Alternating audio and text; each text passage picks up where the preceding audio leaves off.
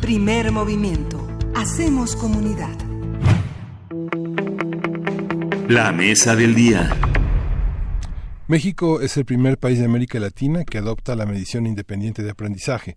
Se trata de una metodología desarrollada en India hace más de 12 años que ha sido replicada en países de Asia y África. En México esta metodología fue aplicada para la medición de aprendizajes básicos en niños y niñas en la península de Yucatán, gracias al trabajo del Centro de Investigaciones y Estudios Superiores en Antropología Social, Unidad Golfo, y el Instituto de Investigaciones en Educación de la Universidad Veracruzana. Esta medición permitirá conocer de manera independiente si las niñas, niños y jóvenes de México tienen los aprendizajes mínimos para poder seguir aprendiendo, es decir, si saben leer y hacer operaciones matemáticas básicas.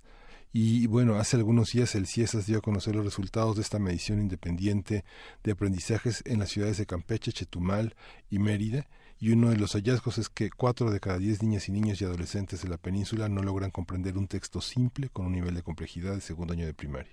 A partir del informe publicado por el CIESAS, hablaremos sobre cómo se mide el aprendizaje y qué dice el mismo informe, así como las posibilidades y los retos que enfrenta el presente gobierno. Para ello nos acompaña la doctora Anabel Velázquez Durán, quien es directora general del proyecto MIA, es decir, Medición Independiente de Aprendizaje por sus siglas, postdoctorante del CIESAS en la Unidad del Golfo. Y pues bienvenida, doctora Anabel Velázquez, muy buenos días. Hola, ¿qué tal, Berenice y Miguel Ángel? Muy buen día. Gracias por abrir este espacio para recibirme. Al contrario, doctora Anabel Velázquez, ¿cómo se gesta este informe? ¿Cómo lo piensan y cómo empieza a implementarse en estos estados de la República? Bueno, básicamente nosotros realizamos desde el proyecto MIA, un proyecto de investigación-acción, 2 actividades fundamentales. La primera de ellas justamente es la medición de aprendizajes básicos y la segunda es la implementación. Creo que perdimos comunicación. Gran área estratégica que tiene el proyecto MIA. Nosotros llevamos a cabo evaluaciones ciudadanas en educación, las cuales nos permiten generar datos basados en evidencia respecto del rezago de aprendizajes. Esto para 2 cosas: para cortar la distancia entre evaluación y acción, obviamente mediante la implementación de innovaciones educativas que MIA diseña, con el fin de mejorar los aprendizajes básicos, y además para generar recomendaciones de políticas públicas para abatir el rezago de aprendizajes. Justamente este ejercicio colaborativo, fue llevado a cabo el año pasado, entre los meses de septiembre y octubre, y nos permitió desplegar a una gran cantidad de personas de la sociedad civil. Movilizamos alrededor de 293 voluntarios y voluntarias que estuvieron visitando 2.564 hogares de la península de Yucatán. Recolectamos información de 3.438 niñas, niños y adolescentes entre 7 y 17 años, de 39 localidades en 20 municipios urbanos y rurales, justamente para identificar, si los niños, niñas y adolescentes comprendían textos simples y además si podían resolver operaciones matemáticas básicas. Claro, importante hablar de esta medición independiente de aprendizaje en el momento en el que nos encontramos, doctora, en este momento de reforma educativa. Ya son, tengo entendido que son 8 los congresos locales que ya aprobaron la reforma, se necesitan 17 y pues bueno, se prevé que puedan ser muchos más allá de 17. Estamos en ese momento, en el momento de pensar, de repensar el diseño educativo de nuestro país. ¿Cuáles son los alcances que puede tener esta medición MIA, este proyecto MIA, con respecto al contexto que tenemos actualmente en México?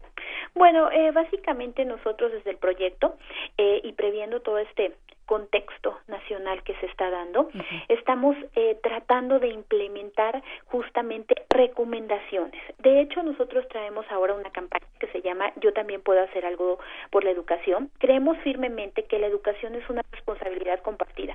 Todos podemos hacer algo por la educación, desde autoridades de gobierno a través de la reforma educativa, desde autoridades educativas, desde maestros, padres de familia, estudiantes, sociedad en general.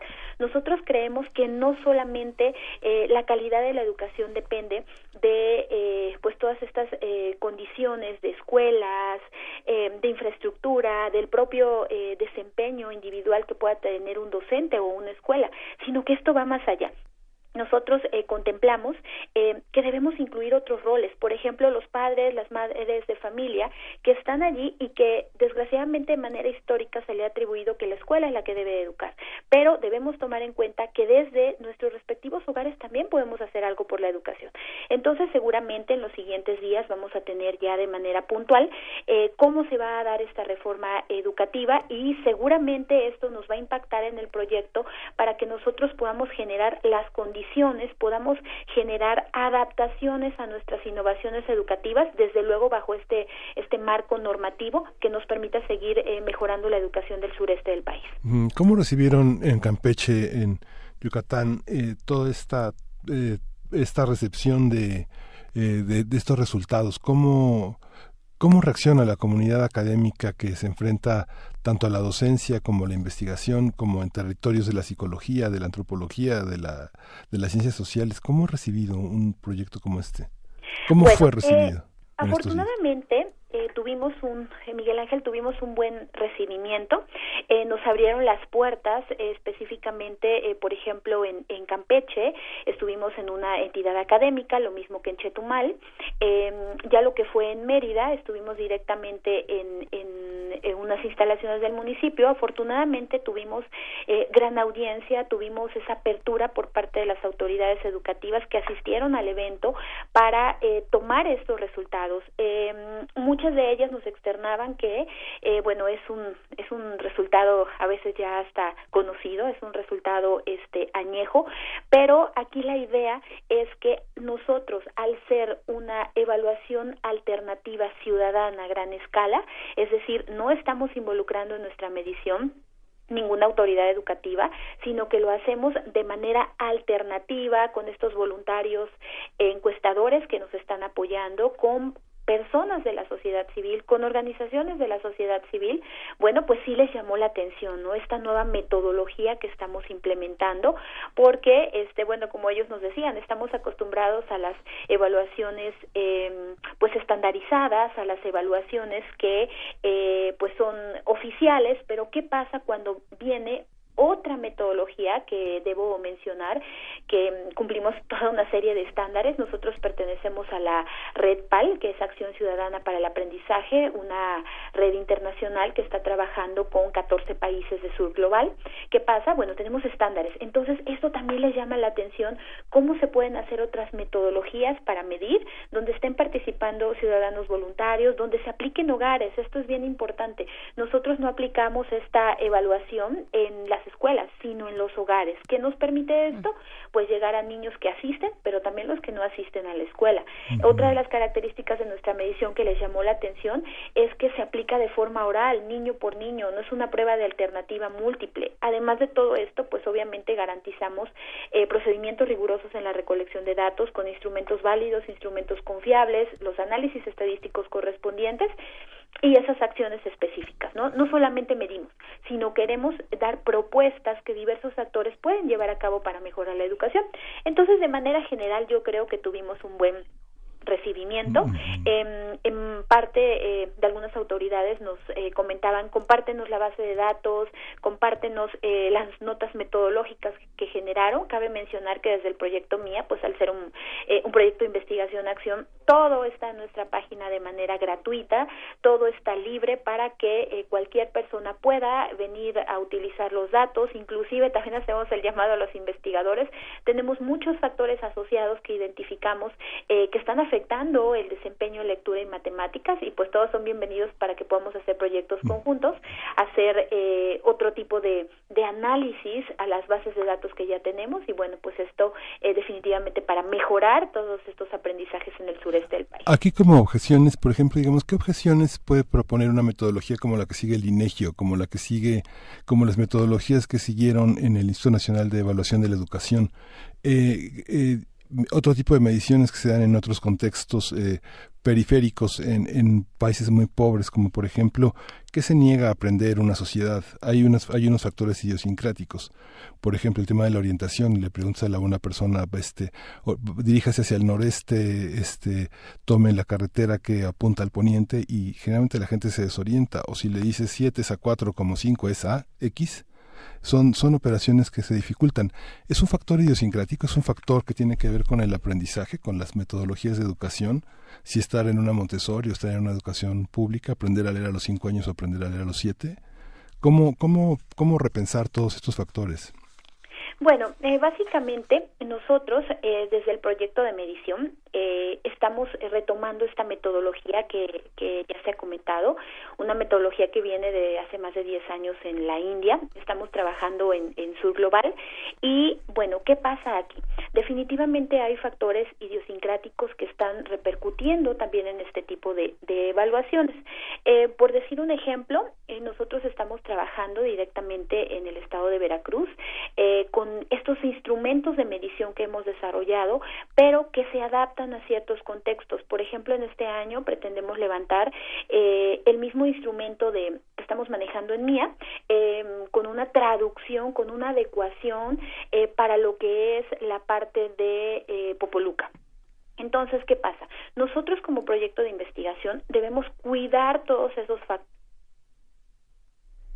No podemos estar aplicando los mismos instrumentos en lo que es los diferentes contextos, porque tan solo un ejemplo, la palabra fontanero a lo mejor no es conocida en los diversos contextos. Entonces tenemos que cuidar mucho estos detalles. Obviamente, al ser una evaluación, una medición donde estamos involucrando a ciudadanos voluntarios y demás, tenemos todo un proceso de capacitación que nos permite ir sorteando esta parte.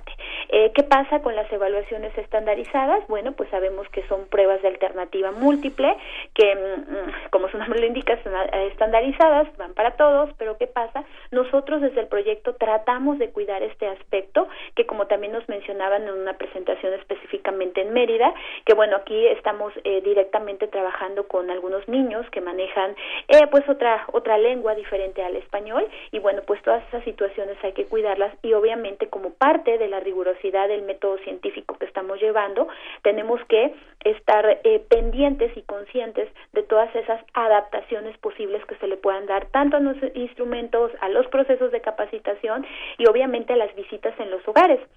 Es muy importante mencionar que adicionalmente a lo que son las instrumentos de lectura y matemáticas, nosotros estamos aplicando otros instrumentos, por ejemplo, lo que es una encuesta para padres, donde recuperamos datos sociodemográficos, datos generales del padre, de la madre, del cuidador, y algunas molestias psiquiátricas que tienen los niños, dificultad para poner atención, por ejemplo, y además recuperamos algunas otras variables como el miedo de estar en la escuela, de andar en la calle, de estar en su casa, violencia que sufren en la escuela, en la calle y en la casa, y motivación hacia el aprendizaje.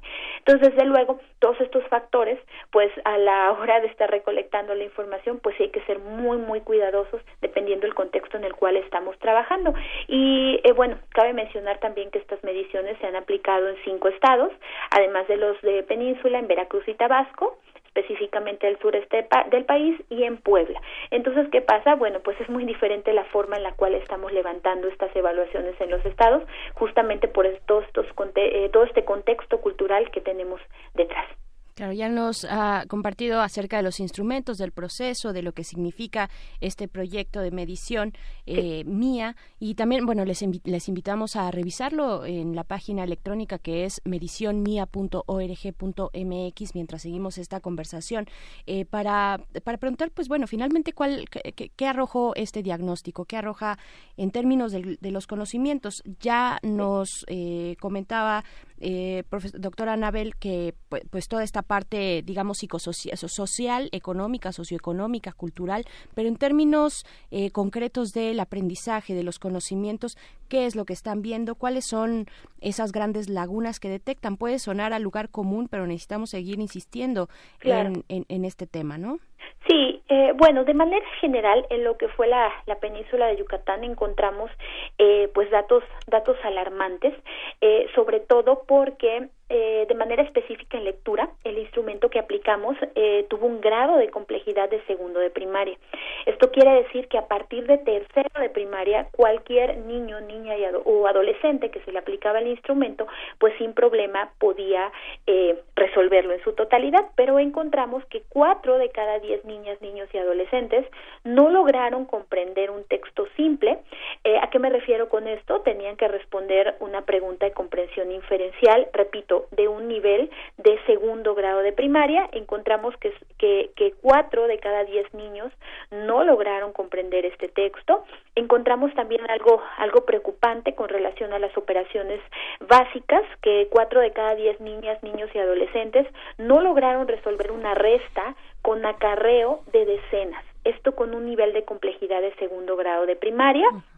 Y bueno, el otro resultado alarmante fue que 7 de cada 10 niñas, niños y adolescentes no lograron realizar un problema que involucraba el uso de 2 operaciones aritméticas básicas con un nivel de complejidad de cuarto grado de primaria. ¿Qué nos habla esto? Bueno, pues de un importante rezago de aprendizajes básicos. Y bueno, pues obviamente esto es preocupante. ¿Por qué? Porque se va agravando conforme se van incrementando los grados escolares.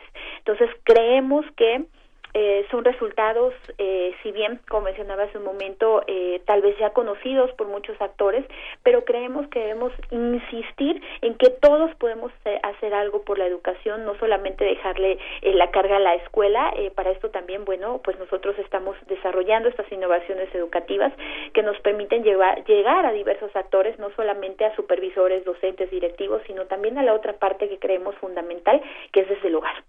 Si se aplicara el examen a otro tipo de público, de sujetos, ¿qué resultaría? No sé, un grupo de legisladores, un grupo de abogados, un grupo de médicos, un grupo de doctores.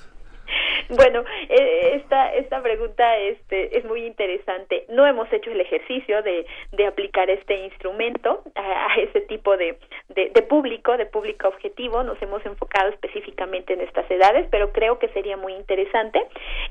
¿Por qué? Porque cuando nosotros realizamos el reclutamiento de los voluntarios encuestadores, les aplicamos el instrumento. Entonces, pues hemos tenido datos verdaderamente interesantes. Nosotros tenemos toda una serie de filtros y demás para reclutar a estas personas que nos apoyen a levantar la información para garantizar la calidad del dato.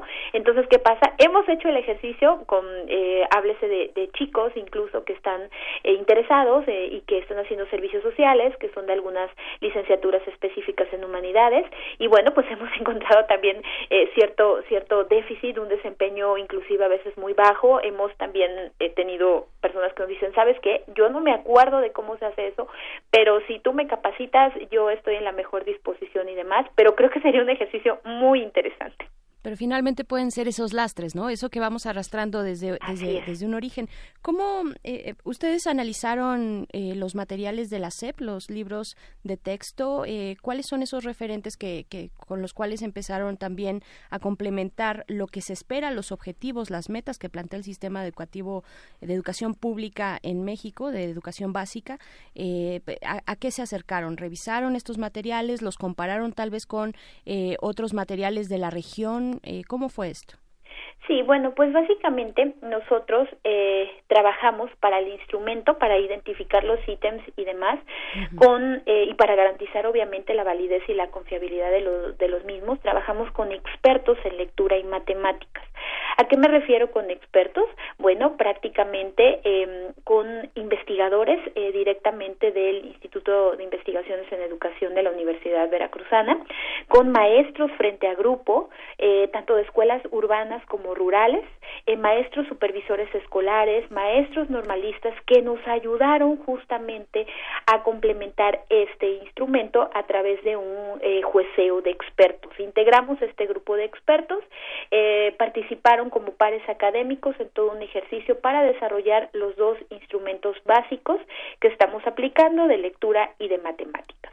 Adicionalmente, para el desarrollo de nuestras innovaciones educativas, tuvimos también el apoyo de expertos en estas 2 áreas. Cabe mencionar que tenemos diferentes diferentes modalidades de nuestras innovaciones que van desde cursos de verano, desde innovaciones para ruta de mejora escolar, inclusive ahora, bueno, con la pasada reforma educativa desarrollamos clubes de autonomía curricular, que ahora afortunadamente con la nueva administración, por lo menos del estado de Veracruz, hemos tenido mucha apertura para que estos pues se modifiquen califiquen, se les haga las adecuaciones correspondientes y puedan entrar directamente como ruta de mejora escolar.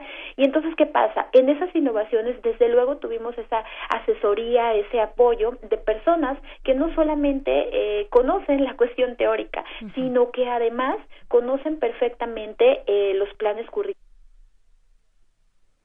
que finalmente esa es la riqueza y esa es pues la experiencia que tienen y que pueden abonar directamente en esta parte. Desde luego, esas personas como expertos conocen planes curriculares, conocen cuáles son los aprendizajes esperados en los diferentes grados escolares y que nos han ayudado para que de manera interna, también aquí dentro de MIA, podamos desarrollar todas estas estrategias pedagógicas, estrategias teórico-metodológicas que nos permitan abonar en la educación. Claro. Sí. ¿Cómo se han confrontado, digamos, con qué les dicen las mediciones que han arrojado, por ejemplo, esos paradigmas que tenemos inevitablemente en México, que el caso del Instituto Nacional de Evaluación de la Educación tal vez desaparezca, pero las medidas sobreviven? Desde 2011 hay distintos proyectos que evalúan estos niveles de comprensión, de aprendizajes que han sido pues muy polémicos, tanto para las diversas escuelas que tienen autoridad en México para impartir métodos y planes de estudio distintos a los oficiales. ¿Cómo se confrontan con esta parte? ¿Cómo la SEP ha cambiado? La SEP tiene mediciones a través de otro tipo de encuestas como las del INEGI. ¿Qué indica esta parte de aprendizajes? ¿Cómo se confrontan con ello? Muchas tesis alrededor de este tipo de factores que son emocionales, que son psicológicos, que son ambientales, que son culturales. ¿Cómo enriquecer este paradigma desde fuera de la educación? Sí, bueno, pues básicamente nosotros creemos que justamente desde el proyecto somos una opción para contar con una evaluación alternativa a las pruebas estandarizadas. ¿Por qué? Porque, bueno, pues nosotros, y repitiendo un poquito lo que es la metodología que llevamos, no solamente estamos evaluando en las escuelas. ¿Qué pasa? Al visitar los hogares, pues incluimos los niños que van y los que no van a la escuela. Creemos que también podemos contribuir, podemos ser más que competir con estas evaluaciones estandarizadas. Creemos que podemos ser un buen complemento, porque nosotros estamos colocando no solo lo que es la evaluación docente en el centro de la discusión. Nosotros lo que buscamos es colocar a los aprendizajes en el centro de la discusión, brindar estos resultados como una información externa, una información independiente que no tiene ningún color, no tiene más que el fin último de mejorar la educación y los aprendizajes básicos en el sureste del país. Es información válida. Estamos también tratando de construirla de manera participativa, no solamente teniendo un grupo de investigadores y demás, sino involucrando a otras organizaciones de la sociedad civil. Desde luego garantizamos la transparencia en la aplicación, en los resultados, y yo creo que más que ver esto como algo que está en competencia y demás, creo que es una perfecta oportunidad para complementar esas evaluaciones alternativas. ¿Por qué? Porque al final de cuentas estamos saliendo a campo, estamos llegando a una muestra que tenemos también de manera específica, que se ha generado específicamente ahora en Península de Yucatán, que es representativa a nivel distrito. Entonces creemos que somos un complemento para este tipo de evaluaciones que se han realizado. ¿Hay posibilidades de que este proyecto de evaluación de medición independiente de aprendizaje del CIESA se pueda trasladar a otras regiones del país o se queda circunscrita, digamos, a la unidad del Golfo del mismo CIESAS? ¿Y qué tendría que modificar en caso de moverse? Perdón, la idea es que nosotros podamos replicar todas estas evaluaciones, pues obviamente en el territorio nacional. Ahora la infraestructura con la que contamos, la capacidad operativa con la que tenemos ahora en este mismo momento, nos circunscribe específicamente a sureste, que son estos estados que ya he mencionado, pero desde luego a partir de todo esto, pues nosotros queremos generar convenios con otras organizaciones, con otros centros de investigación de otros lugares del país para que nos apoyen a realizar esta medición. Cabe mencionar que, bueno, pues obviamente al hacerse un despliegue importante de recursos humanos, pues requerimos de obviamente un presupuesto específico y demás. Entonces lo que ahora nosotros buscamos es extender todas estas mediciones y para que cualquier otro centro de investigación, institución académica, organización de la sociedad civil les interese, pues nosotros con mucho gusto estamos en la mejor disposición de hacer la transferencia del know-how, de hacer la transferencia de todos los procesos y pues obviamente llevar a cabo estas mediciones en otros lugares del país. Obviamente también ponemos a su disposición en nuestra página todas nuestras innovaciones educativas para que cualquier persona en la República Mexicana, sea docente, sea supervisor, las pueda retomar y pueda hacer las adaptaciones necesarias. Nos comentaban también con relación a las innovaciones, ahora que fuimos a Península, nos decían, bueno, algunas lecturas y demás seguramente están enfocadas en el contexto de Veracruz. ¿Qué pasa con esto? Bueno, pues definitivamente todo es perfectible. Nosotros podemos tener esos convenios para generar inclusive nuevas innovaciones. Estamos ahora también trabajando en 3 dominios nuevos que fue la primera vez que aplicamos el instrumento de medición en 2018, específicamente en autocuidado de la salud, en manejo de emociones y en ciudadanía. Entonces, aplicamos ya el instrumento, ya tenemos los datos preliminares, pero ¿qué pasa? Pues queremos desarrollar esas innovaciones educativas y desde luego, repito, la idea es que todo esto se extienda en todo el país y que cada quien lo pueda utilizar como mejor le parezca. Obviamente, si se trata de docentes, garantizando su libertad de cátedra y demás, pueden utilizar nuestras cartas descriptivas. En el caso de padres y madres de familia, retomar todo esto que estamos ofreciendo desde lo que son los talleres para padres, que afortunadamente han tenido muy buena recepción. De manera específica en Península, también ya capacitamos a un grupo de multiplicadores que nos van a ayudar a distribuir estos talleres en diversas comunidades que lo requieren. Uh-huh. Esta medición también podemos distinguir en función de los aprendizajes, la distinción entre aprendizaje y experiencia. ¿Hay grandes diferencias que podemos encontrar entre adultos y niños?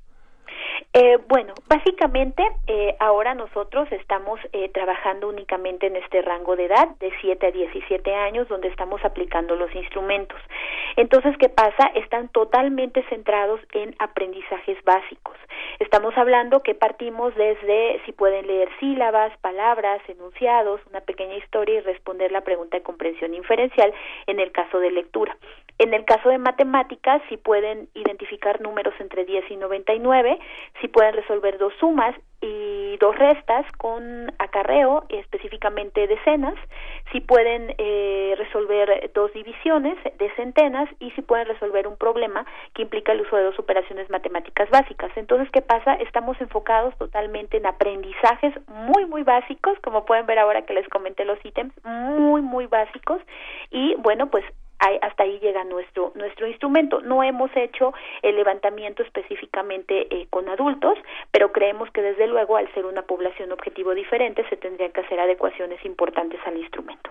Claro, les recordamos que estamos platicando con la doctora Anabel Velázquez Durán, directora general del proyecto MIA, Medición Independiente de Aprendizaje, pues que se lleva a cabo a partir del CIESAS, Unidad del Golfo, y tal vez también por eso, porque aquí entre nuestras radioescuchas, doctora Anabel, nos preguntaban o le preguntan por qué eligieron esas entidades para realizar el proyecto, y supongo que es porque se surge desde la Unidad del Golfo del CIESAS. Así es. ¿No? Tendrá que ver con eso, pero también, y hablando de regiones, hace un momento comentaba la parte que toman en cuenta también la parte psicosocial, la parte de la salud de los niños y las niñas en términos psicosociales, y Veracruz pues es un lugar que sabemos que las condiciones de violencia han alcanzado pues niveles terribles. ¿Ustedes se han encontrado con eso? ¿Ha sido, digamos, una vertiente de la implementación de los instrumentos y de la medición en general de todos estos elementos dentro de Veracruz? Bueno, Berenice, es muy importante mencionar que llevamos a cabo todo un proceso de muestreo. Entonces, ¿qué pasa? Nosotros buscamos que tengamos una representatividad por distrito. en las mediciones que hemos hecho hasta este momento. A partir de este año estamos replanteando el muestreo para tener una representatividad estatal. Entonces, ¿qué pasa? Cuando nosotros tenemos este muestreo, obviamente, al ser probabilístico, al ser sistemático, al ser estratificado por conglomerados y demás, ¿qué pasa? Tenemos algunas localidades que hay que visitar. ¿Por qué? Porque obviamente queremos que los resultados pues puedan ser generalizables. ¿Qué pasa? En ocasiones hemos tenido que en la muestra salen algunas comunidades específicas, y no solamente en Veracruz, ahora también en Península. Pero ¿qué pasa? Nosotros tenemos socios estatales directamente, en el caso de Península, en el caso de Veracruz tenemos socios distritales, que son las personas que conocen perfectamente el campo. Entonces, en determinado momento nos dicen, ¿sabes qué? En esta comunidad salió la muestra, pero hay condiciones muy adversas, la inseguridad está tremenda. Entonces, ¿qué hacemos? Nosotros, en todo ese proceso estadístico que tenemos del muestreo, tenemos lo que son muestras de reemplazo. Entonces, ¿qué hacemos? Nosotros vamos modificando dependiendo de las características específicas del campo. Vamos tomando esas muestras de reemplazo para garantizar la seguridad de nuestros voluntarios encuestadores. Si bien es cierto, la inseguridad es un tema que pues escapa de nuestras manos, nosotros como proyecto buscamos garantizar la seguridad de estos chicos, de estas chicas, de estas personas que nos están ayudando a hacer el levantamiento. Desde luego tiene impacto y ¿cómo lo vamos sorteando? Con esto que ya mencioné, tenemos toda una serie de muestras de reemplazo que nos permiten, si en alguna comunidad hay cuestiones de violencia, de inseguridad, y demás, pues cambiar el AGEV, la localidad a la cual estamos visitando. En este momento, ¿qué imaginan como políticas públicas en relación a lo que se aprobó de la reforma educativa? ¿Cómo se imaginan implementar una particularidad en el sureste donde han trabajado y que el propio secretario de Educación señaló que la particularidad será el eje de gran parte de sus políticas públicas? Bueno, de manera general y haciendo algunas recomendaciones justamente para política pública, específicamente en supervisores, directores, docentes de escuelas y demás, tenemos una serie de recomendaciones. Por ejemplo, la primera, realmente atender el problema del rezago de aprendizajes como una temática prioritaria en la escuela. ¿Esto cómo? Pues planteando el rezago de aprendizajes directamente en la planeación de la ruta de mejora escolar y en los consejos técnicos escolares. Esta medida la hemos estado implementando directamente en algunas supervisiones del estado de Veracruz. Entonces, la verdad, ha sido muy bien recibida por los docentes, específicamente en los consejos técnicos escolares, que nos permiten a nosotros que ellos se puedan acercar, que los podamos capacitar en la metodología que tenemos, y que creemos que después de 2 años de pilotear innovaciones educativas y demás, creemos que sí está funcionando. Otra de las recomendaciones específicamente para este grupo es que se puedan organizar a los estudiantes por niveles de aprendizaje para desarrollar estrategias diferenciadas. ¿A qué me refiero con esto? Bueno, que puedan retomar los instrumentos de MIA y que a partir de esto se apliquen, sirvan de diagnóstico y podamos implementar lo que nosotros llamamos TAR, Teaching at the Right Level.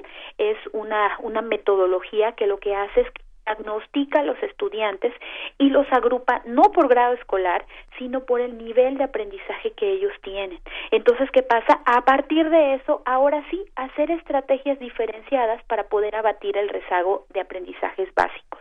Obviamente, estamos poniendo a disposición de las autoridades lo que son nuestras innovaciones educativas, por ejemplo, en cuanto a clubes escolares, antiguamente autonomía curricular, como la lectura es mía, mi aventura con las matemáticas. Estos pasaron por un proceso de evaluación riguroso en la Secretaría de Educación de Veracruz, están en la plataforma de la misma, y específicamente el club de lectura está en la plataforma federal.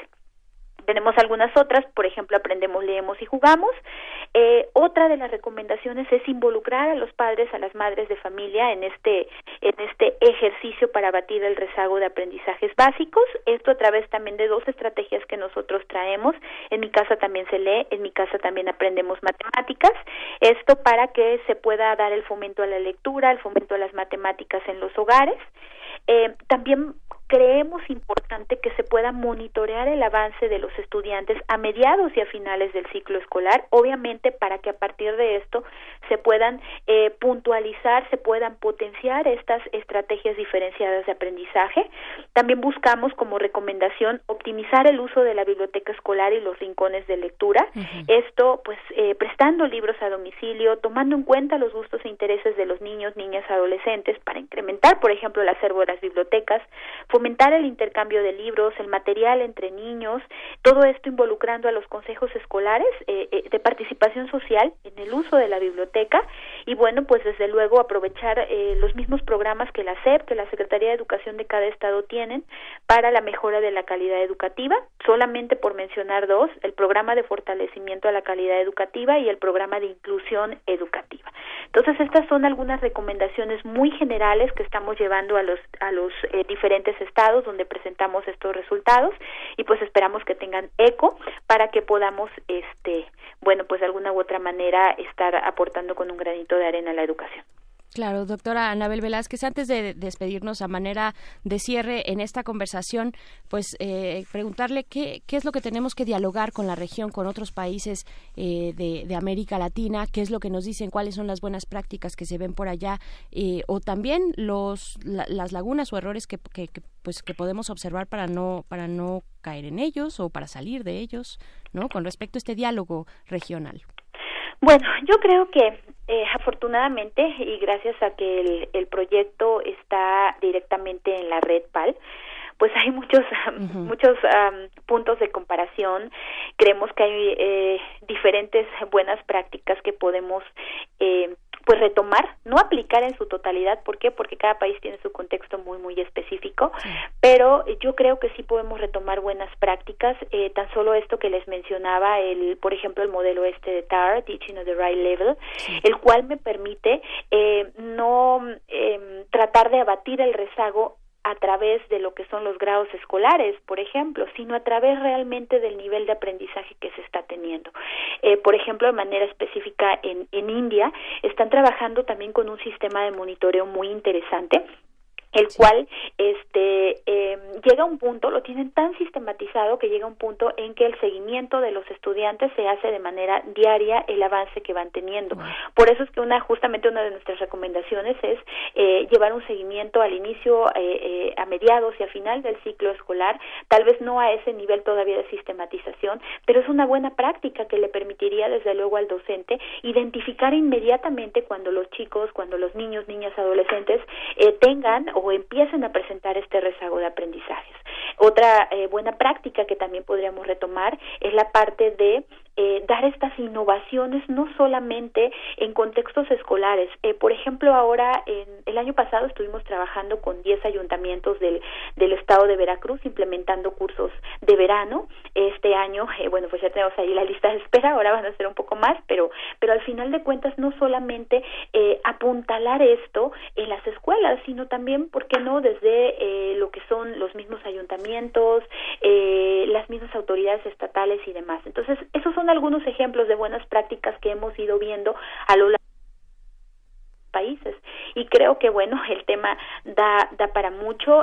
Desgraciadamente en Sur Global, específicamente con estos países que estamos colaborando, los resultados son muy parecidos, pero creo que ahí es donde como comunidad global, como comunidad de expertos, como comunidad de investigadores, de todos los roles posibles, podemos pues definitivamente proponer estrategias que nos permitan abonar en los diferentes contextos de acuerdo a las particularidades que tenemos, por ejemplo, en el caso de México.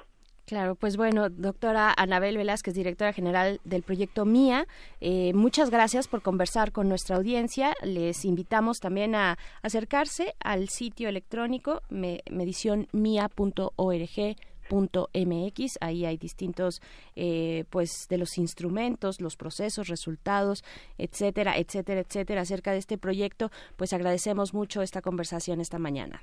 Muchas gracias. No, muchas gracias a ustedes, Berenice, Miguel Ángel, por la apertura. Quedamos a sus órdenes en la página web, en nuestras redes sociales y pues recordemos, la educación es una responsabilidad compartida. Eso. Muchísimas gracias, doctora Anabel Velázquez. Hasta pronto. Hasta luego, buen día, gracias.